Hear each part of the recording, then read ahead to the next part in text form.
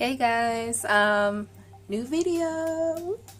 I guess this is week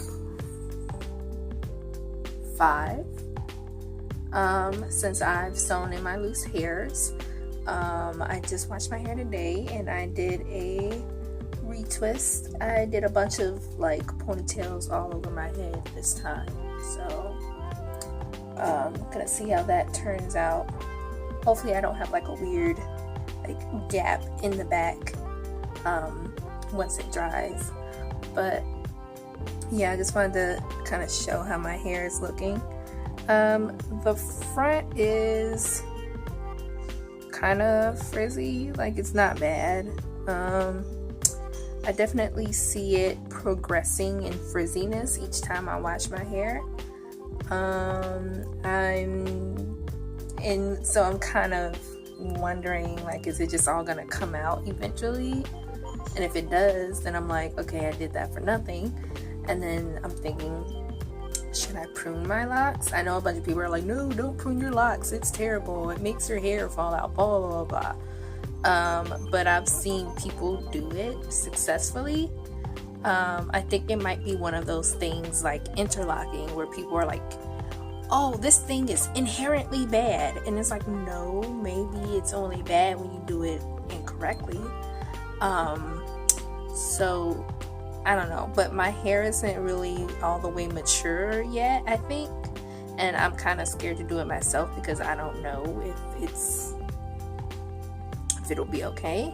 I have a appointment with a loctician. I went to her last year, and so I'm going in October, and hopefully she can give me some insight into what I should do or what I'm able to do, because I'm just not sure. Like, I know people are like, oh, they're locks, leave them alone, blah blah blah blah, and I'm like, yeah, you say that,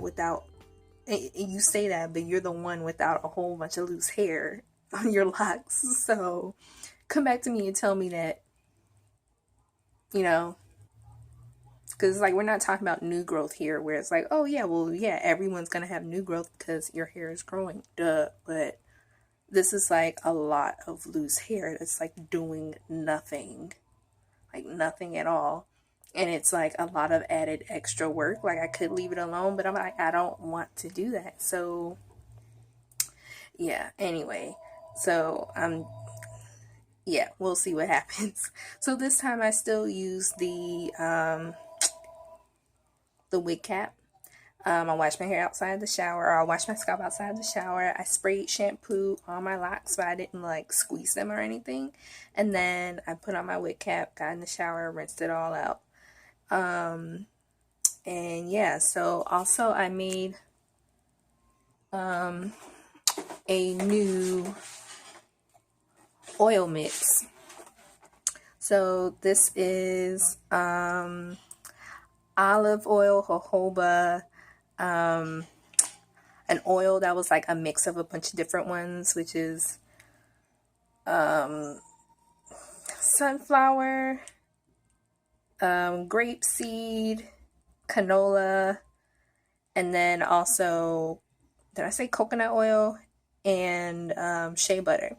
Now, shea butter, I know, is tricky because the texture of it kind of can cause buildup. But what I've done is, I am a amateur cosmetic scientist. So in my closet full of random things, I already had something that's called an emulsifier, and it's something that you put in, that's in a lot of products that you use every day, that causes oil and water to bind and allows it to rinse off easily. So I added an emulsifier into this mix in the hopes that the shea butter will be able to be rinsed out of my hair and shampooed out easier.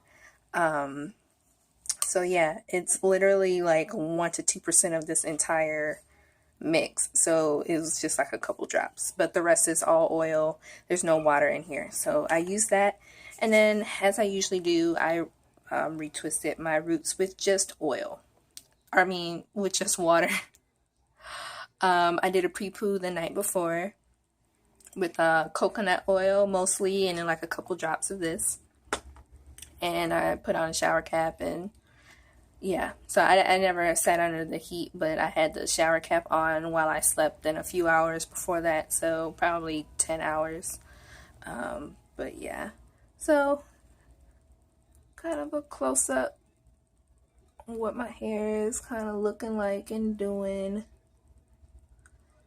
I think the front is more frizzy than the back because the back is a different texture and it locked faster. So I think the frizziness is not as bad there. Versus the front, it's this weird, like, it's not like 4C. It just doesn't really have a pattern, but it's not straight either. I don't know. It's this weird texture that I've talked about multiple times in previous videos. But yeah, that's the area in the front and the crown that's like getting frizzy the most. Yeah.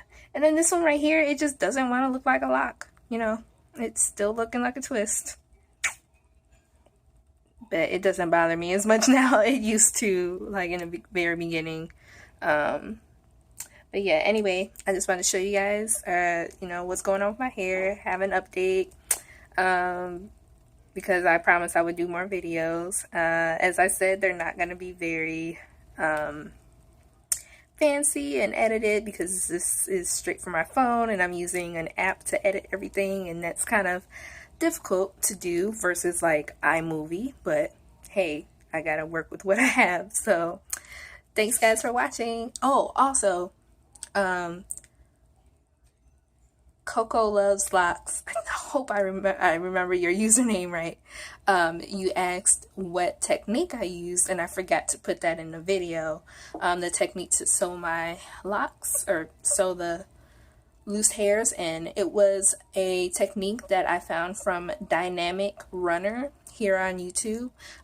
She started off with sister locks and she combined hers to like traditional locks and so on and so forth, but she had a video where she was showing how she sewed like loose hairs at the root. I'll link to it in the description bar. But yeah, that's basically what I used. Even though for her she only did the roots, I used that technique for my entire lock. So yeah, I'll link it and check it out and let me know what you think. But yeah, bye guys.